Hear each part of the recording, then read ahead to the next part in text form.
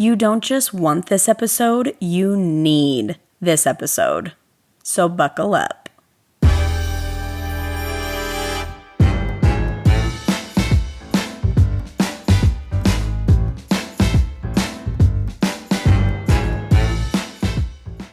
You guys, welcome back to the opinion you didn't ask for. I'm Hannah, and Black Friday season is upon us, and I feel like it's terrible that it's become its own season. It's not just a day anymore. It's now taking up the end of October all through November. It will go into December. I mean, it's become a problem, honestly. I am not a fan of Black Friday. I never have been a fan of Black Friday. I think if there is a day that comes right after the day that you were supposed to be so thankful for everything you were given, and then the next day you're fighting in a store over like a Tickle Me Elmo or shooting someone over a 50-inch screen TV. I just think that, there's a big disconnect in those 2 days being back to back. And people were dying. I remember as a kid that it was in the newspaper that a lady had been trampled to death on Black Friday. Okay, in what world? In what world is that acceptable behavior for grown-ups for a sale to save some money? All because you probably didn't save money throughout the year and now you're like, I can't afford any of this, so I must buy it on this sale. But guess what? It was not a need. It was a want. So today we are talking about something I am so beyond passionate about, and that is living within your means. And it starts with the Sephora sale that just ended. I'm sure, I don't know if whoever you are, a teenage girl, you know what Sephora is. Middle-aged mom, you also know. The husbands of all these women, you see it on the credit card statement. I know you know what Sephora is. Okay, Sephora is a worldwide known thing, but recently it has been on every social media story that I tap through. Every influencer has been talking about the Sephora sale, what they got, all their links, all their codes, whatever it is. They have been promoting this sale for weeks. So clearly I see this and I'm like, you know what? Homegirl needs new makeup. I do. That is a fact. I do need more makeup. However, because I have been squeezing the last remaining, not even ounces, the last remaining dabs of makeup out of my little tube for weeks. And I keep thinking I'll order more later, and later is just not happening because it's honestly not a huge need. I'm not a huge makeup girl. It was on my 2025 New Year's resolution goal to have a makeup routine and to wear makeup more often because I want to be a grown-up, okay? I'm 30 now, you guys. I have to be more put together, and makeup is where it started. So I've watched TikToks, and I found this girl, and everything she used looked amazing. So I was going to my Sephora app. Never have I shopped at Sephora before, okay? I just needed that to be known. But I have the app to scroll randomly every now and then. But I went and added every single brush, every single product that this girl used to my cart because I was like, okay, the sale is my time. Because this was before the sale started. And she's like, everyone get ready. So I was like, oh yeah, girl, I'm going to be ready. So I add everything to the cart. Well, the Sephora sale started and I kept just being like, okay, I'll order it later. I don't know exactly what shade of this I want. I don't know what I'm going to do with this. I kept going back and forth. And there are things in my life that just take precedent over makeup. And by that, I mean everything takes precedent over makeup. So I was like, okay, I'll get there. I will order it before the last day. So the last day comes and goes. Well, it comes. And before it goes, I go to the app and I click checkout just to see, because I am a frugal girly. I love to save money. I love deals and discounts. You will not see me pay full price for something for the most part. I will do my duty to save money. And I go to the checkout to see exactly how much I'm saving. I'm like, wow, what a blessing I am to my husband that I did my research. I know that this is supposedly the best sale of the year, and I am going to save us so much money, but I'm also going to get makeup so that I can feel like a person. The total was $365. After the sale price, it took off $36. Okay, excuse me, what? You're telling me that is the best savings I'm gonna get all year? That doesn't even feel like savings. I'm still after tax paying over $350 for makeup. And I sat there and I looked at it and I was like, nope, I don't need this. And I closed out of the app and I walked away. And yes, I've thought about it since then, but it's not something that was life or death. Like, we are going into the Christmas season. I have 3 kids. I have a spouse who loves receiving gifts. I don't love receiving gifts. I would have felt so much guilt if I had spent all that money on myself on items that were not a necessity, that was not going to bless our family. And I know that there are some people who think, well, you need to take care of yourself and self-care is so important. And for that, yes, I do agree. Do I think I need to spend $350 at Sephora to live my best life? Absolutely not. But once again, you see all these influencers who buy all this makeup, who have all these different brands sending them items, and you're thinking, okay, well, they have all of that. It's fine if I spend a little bit and, oh, they swear by this brand, so it must be amazing. It's so overwhelming that I feel like it's being thrown at us that if we don't shop this sale, like, we're a loser. Like, if you can't afford this or you don't have this new makeup or this new Rhodes blush or this new Makeup by Mario bronzer, then you're an idiot. You clearly don't know how to look good, okay? That's honestly how it feels sometimes, that I feel like they are almost talking down, like, you need this. Nothing on social media triggers me more than when an influencer says, this is not a want, it's a need. No, it's not. No, girlfriend, I don't need my 7th hydro jug. I just don't need that. That's a ridiculous waste of money at this point. Now, unless you are a multimillionaire and the economy is not hurting you right now, I just don't want to ever have you look at me and say, you need this. No, I need to pay my bills. I need to buy groceries. I need gas in my car to take my kids to school. Those are needs. I don't need another item that, guess what? They were gifted. They didn't buy that. All their hydro jugs are free. Yours were not, okay? And theirs not only were free, theirs are making them money every time you use their code, which is great. This sounds like I'm bashing on influencers. I'm not. I'm just simply reminding everyone, but mostly myself, that they are not source of truth and knowledge. Like, they are not the wisest people on this planet, okay? That is their job, is to sell this. It's as if they were knocking doors like the pest control people, okay? But we're not as nice to the pest control people as we are to these influencers who we've started idolizing, and we want their lives and we want their jobs and we want what they have. But we are not realizing that they are in the market of sales. They are salespeople. They're just pretty and they live in big, nice houses and they go on extravagant vacations. And that is great because they can afford it. However, a lot of us cannot afford it. So I find myself battling, going back and forth.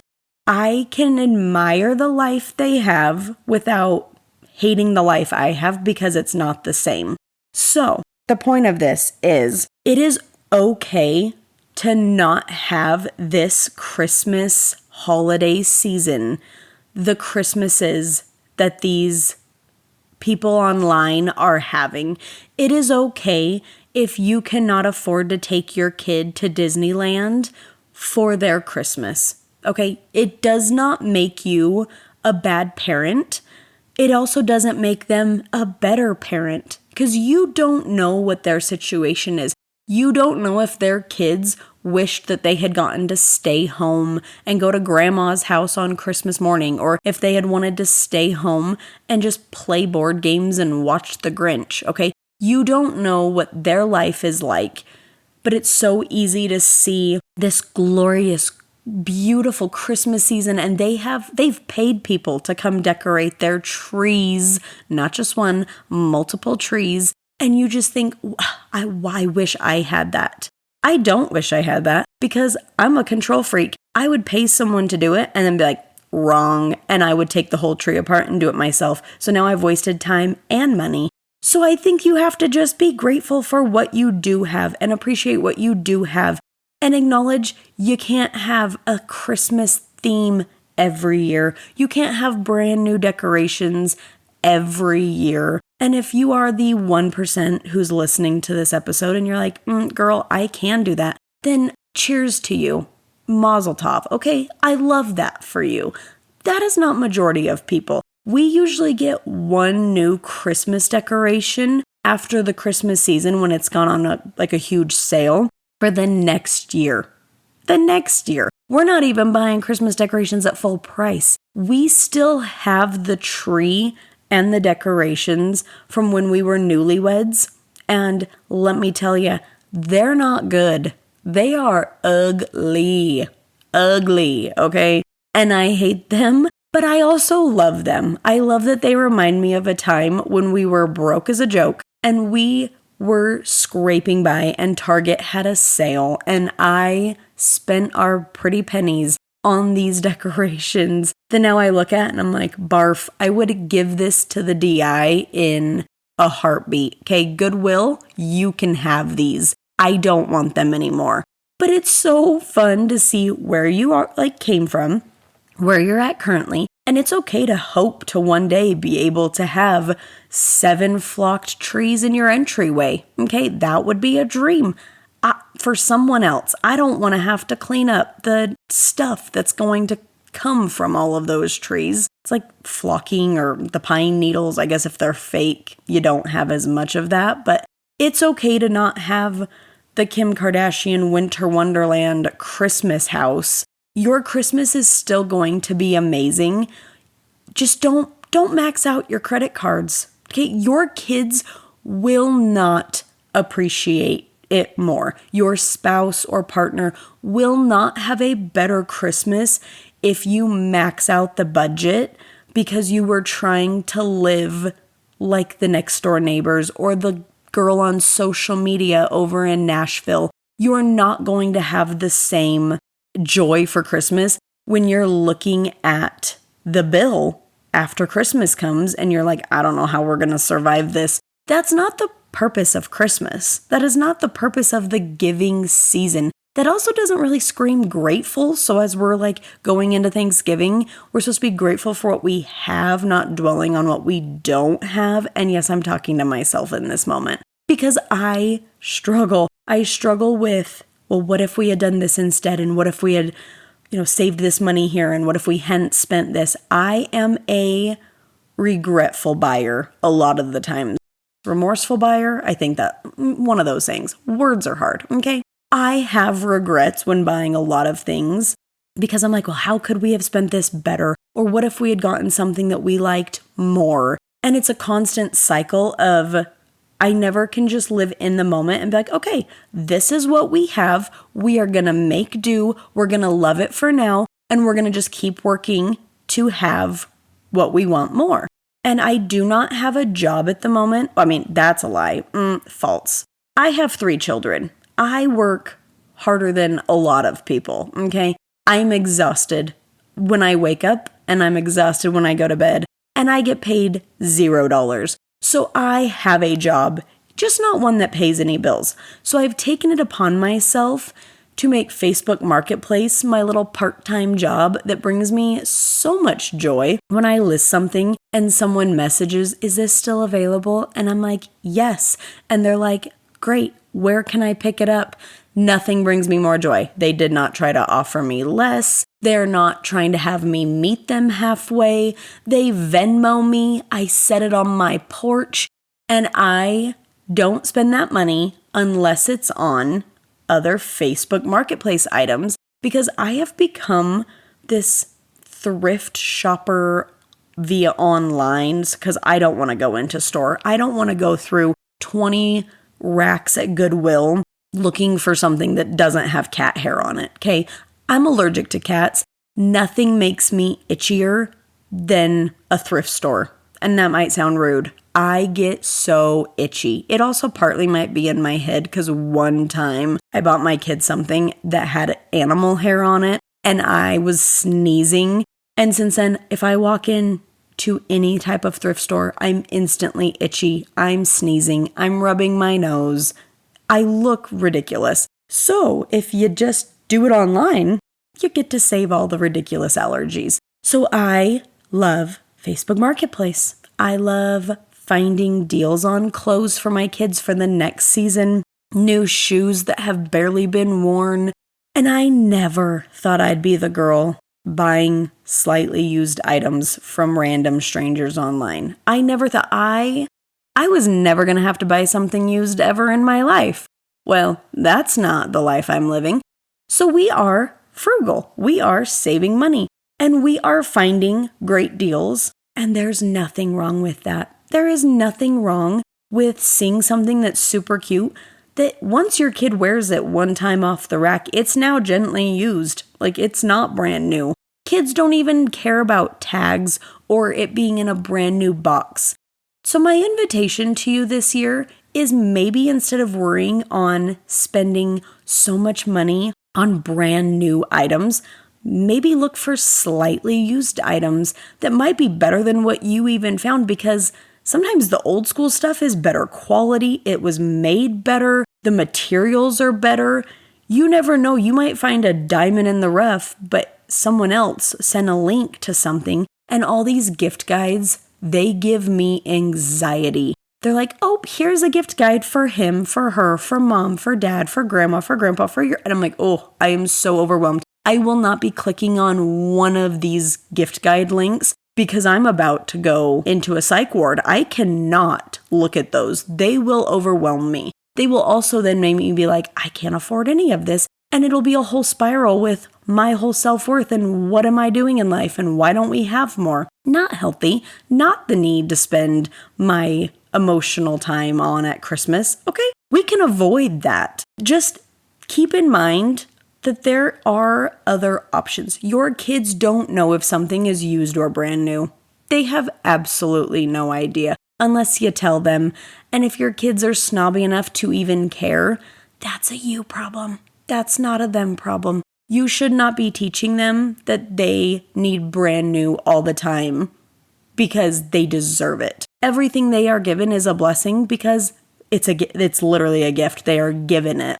So they can just be grateful. And they can appreciate how hard you're working to provide for them. It's also really hard for me to not do things in amounts, like money amounts. My brain works very much in numbers. And throughout the year, my kids do activities. My son has done t-ball and flag football. My daughter is in dance on a company team. She is in tumbling and acro, and I spend so much time and money for my kids to be in these activities that sometimes it's not going to be realistic for them to have brand new outfits only from Zara.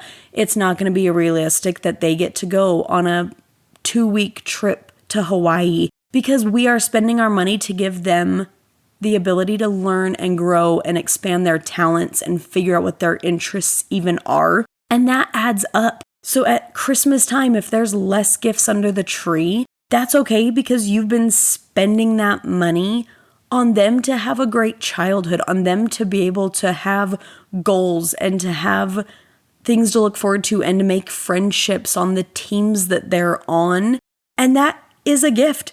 My daughter has her little company team jackets that they're going to be getting. You better believe I'm wrapping that because it was not cheap, but it was a requirement for the team. She will be opening that as a Christmas gift because no 6-year-old needs a $90 dance jacket. They just don't need that. But we are going to gift it to her so that she hopefully appreciates the amount that goes into her being able to do something that she loves. And that has been, I've actually had to teach my husband how to appreciate things more. Bless this man. He has ADHD. It is a trial in my life. Like God gives his toughest battles to his strongest soldiers.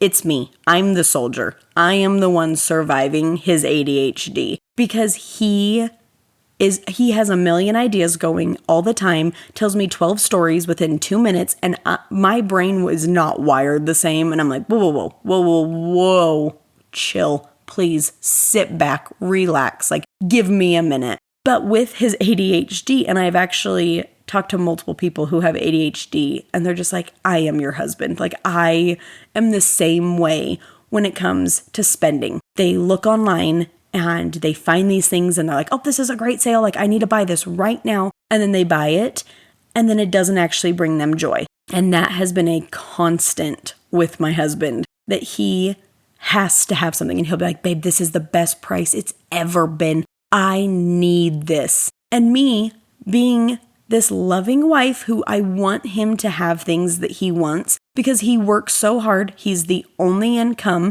And most of the money goes to the bills and the kids. So I'm like, I want him to have the things he wants. So I struggle to tell him no. But throughout the last 8 years, this man will buy things that he told me he needed, that it was the best price, that he had done the research. And then it arrives and he'll be like, it's not as great as I thought it would be. And I'm like, what do you mean it's not as great? Like you begged for this. So at the beginning of our marriage, he would have random packages show up and he had no idea what they were. And I was like, that is not how this is going to work. He'd be like, oh, I bid on that on eBay. I didn't know I won. Like, awesome. And I'm like, and then it was like the wrong size. And I'm like, what do you mean you bid on this? It's not even the right size. And now it's just sitting in our closet because you can't wear it, but you can't return it. Y'all, this has caused some problems. So I had this rule that he had to talk about something for at least 10 times, and it could not be within the same day, but he had to bring it up at least 10 times to know that he actually wanted it. And then I would say, have you looked at other brands? Have you researched this? I have had to put homeboy on a budget because he sees something that looks so awesome and he's like, I must have it. I must have it. And then he gets it and it doesn't bring him as much joy. So then he starts researching more and he'll be like, okay, babe, hear me out. I know I bought this backpack, but I found a better backpack and it's on sale. And I'm like, well, what about the first backpack? Like, what are we doing with that thing? Because we're not just going to have a plethora of backpacks hanging out when you're only using one of them. It's this cycle, but he has gotten so good at deciding if he needs something or if it's just a want. And if it is just a want, he'll put it on the back burner and he'll do his research. He will decide, okay, is this the best material? Is there a different material that would maybe be better that a different company sells? And then he'll watch the pricing. And it's honestly been so fun for him now that he's like, okay, I like this one, but I want it to have a different zipper. You guys, you might not give a crap about this backpack or zipper. Neither do I, but I hear about it every day. Every day that man talks to me about some type of backpack pouch situation. We've actually had friends text him and be like, hey, can you give me some backpack recs for my husband? He could have a job being the backpack guy, okay? He could start his own podcast where he just talks about backpacks. Nothing would bring that man more joy. But bringing it back to Christmas, okay, we're getting there. I promise there is a point. He has really struggled with me giving him budgets for the kids for Christmas because he grew up, he's the oldest of 8 kids, so Christmases were a little bit smaller. So he's like, I'm going to give my kids the most extravagant, over-the-top, ridiculously full of presents Christmases so that they know that they're loved, so that they know that we want to give to them. However, on the other side, I was one of two kids. I have other siblings, but I grew up with one sister, so it was just the two of us in our house growing up. And my mother, my husband calls her Mrs. Christmas. She is over the top when it comes to Christmas. To the point where my sister and I, as grown-ups, as moms now, we have told her that she has almost ruined Christmas sometimes for us, in the sense that we cannot give our kids the same Christmas that we received as kids, and it makes us feel bad. It makes us feel like we are failing them as moms. It's not. We are not. You guys, my mother was out of control. That woman needed someone to take her card. She should not have been allowed to do Christmas shopping. And as a kid, it was so ridiculously magical. Okay, let me set the stage.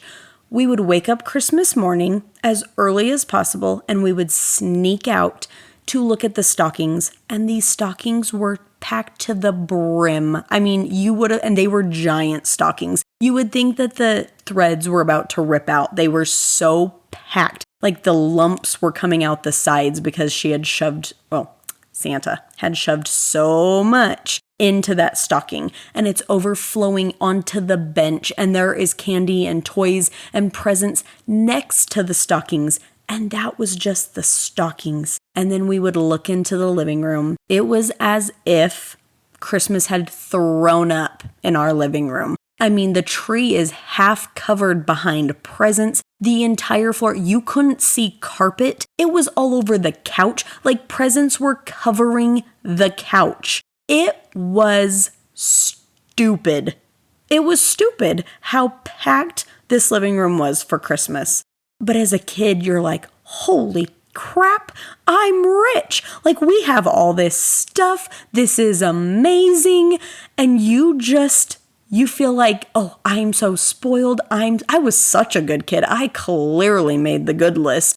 And then you get older and you realize it's all coming from one bank account. And my dad, bless that man, he looked more shocked than anyone else on Christmas morning when he'd walk out and his eyes would bulge out of his head because he went to bed. That man wasn't wrapping presents. And he would wake up and and I never understood as a kid, but he would look angry and he'd be like, looks like I'm going to need to talk to Santa about the budget. And I was like, what are you talking about? Santa doesn't have a budget.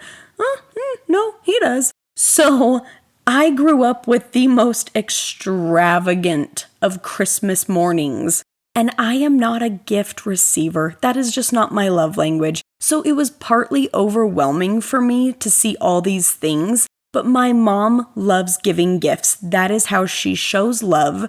I also think a part of it was, and she has openly admitted, this is not like a bash on my mom, she has openly admitted she did it wrong, that she went overboard, that she spent way too much. But I think a part of it was her guilt that she was a working mom, she was gone a lot, we were alone a lot. And so I think she thought that this was her like buying us, like to show how hard she was working, that like we deserved all these presents. We surely did not deserve all those presents. But she also was wrapping freaking underwear, okay? She wrapped underwear and socks and towels and things that are just not really gifts. I did not need my dad watching me open a pack of underwear for Christmas morning. That was not a need. That was something that could have just been done separately because underwear is a necessity. Deodorant, toothpaste, toothbrushes, those were not needed in the stocking, Mom. But she just wanted it to look so full and so magical.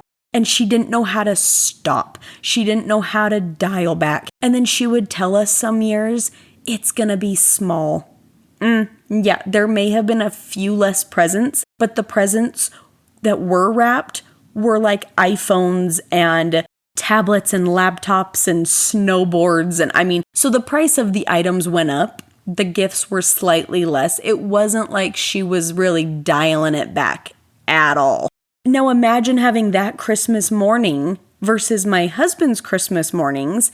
Very different people. We grew up very differently. And I remember our first Christmas together, he was almost like overwhelmed with how many gifts he had under the tree when we were dating. And he's like, this was the most magical Christmas. I've never received this many presents. And I looked at him and I was like, this is the smallest Christmas I've ever had in my life. Like, there was only a few gifts. And he's like, there were a ton of gifts. So it's just the different mindset. It's just how you were raised and the different things. But my husband saw that Christmas morning with my family and he was like, this is what I want to give to our kids. And I was like, yeah, no, that's not actually what I want to give to our kids because that's how I grew up. And I want them to appreciate things a little bit more. I also want them to know that Christmas is not a time that I am about to go broke, so that they can have a few toys that they will play with once or twice.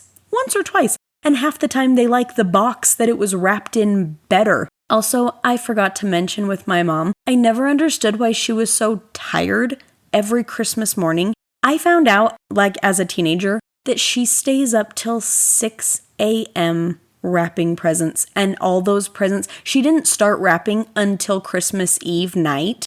She spent the whole time wrapping till 6 a.m.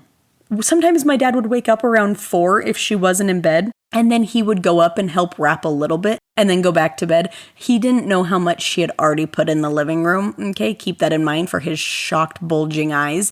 At what point are you sacrificing like sleep and also waking up to these magical things? They used to set a timer and they'd be like, you can't come out of your rooms till 8 a.m. And that felt so long. And then as we got older, it started being later, like 9 or 10. And we were like, this is torture. What do you mean? And then she started saying, you can wake up whenever you want. You can go look at your stockings. You can't open any presents. I'm going to sleep. Which you're sacrificing time with your kids on Christmas morning because you stayed up so late wrapping presents that they did not need. It's just this cycle of wanting to give and thinking that the more is better, the more the merrier. No, less is more. Your kids would rather have your time and attention. That's a whole different topic. But now my husband wants to give our kids these over-the-top, insanely extravagant Christmases. And I've been like, unfortunately, our circumstances are not going to allow that. Sorry. Like, I've checked the budget. It said no, try again next year type of a thing. And so it's been honestly a battle that we've had the last few weeks of as we prep for Christmas and as we're getting close to Black Friday. He's like, okay, what do we need? And I looked him dead in the eyes and I said, nothing. We need nothing. Right now, we are just going to make it magical because they are so little. They don't understand. They don't know. So for Christmas, my 2-year-old, I call him my baby because he is my baby, but my 2-year-old, he will be receiving gifts. And now you can all judge me. I do not care, but he will be receiving gifts that are already the toys we have in storage that haven't been seen in years, nor have they been used in years because the other two haven't touched them. They also probably will not even remember we had them. And by the off chance they do, I'm going to tell a tiny white lie and be like, we lost that in the move. It's awesome. We got a new one. If they remember, okay? Because he's 2 and we have more toys than I know what to do with. I have been listing toys on Facebook Marketplace and they have been selling and it brings me so much joy because I'm like, oh good, another little kid gets to enjoy these toys that my kids step on. My kid will use a toy to step over to another toy. And I'm like, okay, stop that. Don't do that again. We have toys everywhere that they do not play with. So why not just recycle? I'm all about saving the planet. I'm all about recycling toys. So that is what he will be receiving, is some gently used. They were brand new for my older 2. Sorry, buddy. You're the 3rd kid. You just don't get brand new toys very often. But he just had his birthday and he got so many new toys that I did not need. But that's great. That's what birthdays are for. Okay, they can have brand new toys on their birthdays or not. They can have gently used toys on their birthdays too. That is acceptable. That's a whole different conversation also. We're talking about Christmas gifts here, people. Okay, by people I mean me. Rein it in, Hannah. So yes, that's what he will be getting. My son, my middle son, will be getting clothes that we bought a year ago on sale on the Gap factory sale. I bought sizes that I knew were too big so that they would fit him. And he's gonna love it because that boy's obsessed with little hoodies. He has a new Gap hoodie waiting for him with the tags still on. Okay, this one he will have tags on, but I bought them forever ago when they were out of season on sale. Because why not? I'm gonna have to buy him clothes someday anyway. Might as well buy him ahead of time on sale and save it for later. My daughter is the only one, and it's hard because my middle son, everything he has that's even new will be passed down, so I'm getting a 2-for-1 deal on that. My daughter, bless her, the only girl, she likes random things. She opened up an Amazon wish list magazine that they mail out because Amazon hates parents and they want them to be gaslit into buying all these toys they can't afford because their kids are crying at the magazine that was given in the mail. I would like that to stop showing up to my house. But she was looking through this Amazon magazine and she was like, "Mom, do you want to sit down so I can show you everything I want?" And I looked her dead in the eyes and I wasn't being mean, but I was like, "No, baby, because you're not getting anything in that book. And I love you so much. But like, that will not be what's happening this Christmas. Like, you're not going to be getting," and yet the best part is that she doesn't even care about any of those toys. Like, everything she pointed at, half of them were boys' toys. And I was like, did you even look at this? Or are you just pointing at every single thing on every single page? Like, I want this and I want this and I want this and I want this. But it's not her fault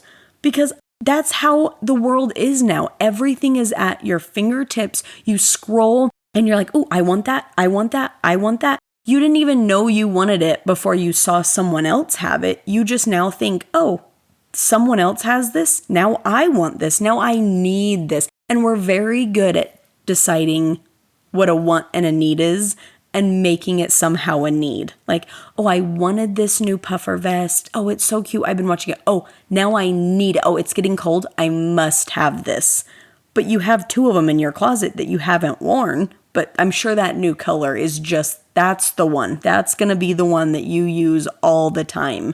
We've got to rein it in, people. We have got to realize living within your means is not a punishment. You're teaching your kids and you're teaching yourself and your partner that it's okay to live with what you have, to be grateful for what you have. You used to pray for the things that you have now, but it's so hard to remember that. Like when you're in the moment and you have the house that you used to pray for, or the car that you used to dream of, or you've gone on that trip, but you get off that trip and then suddenly you see someone has gone on a different trip and they're in Turks and Caicos, which I said that to my husband the other day and he's like, "What is that?" And I was like, "It's like a country where influencers go and I think they have like super clear water and swim with pigs." Okay, it's now on my bucket list because it looked phenomenal. But you didn't even know you wanted that until you saw someone else have it. I think it's so important to stay in your lane, to appreciate what you have, to have goals and to have dreams, but to decide, do I have this goal and dream because I wanted it or because someone else had it? And during Christmas is the easiest time, I feel like, for people to get sad. They get sad for what they don't have. They get sad for the lives they're not living, for the gifts that they wanted and didn't receive. And I just want everyone to remember that influencers aren't paying your bills.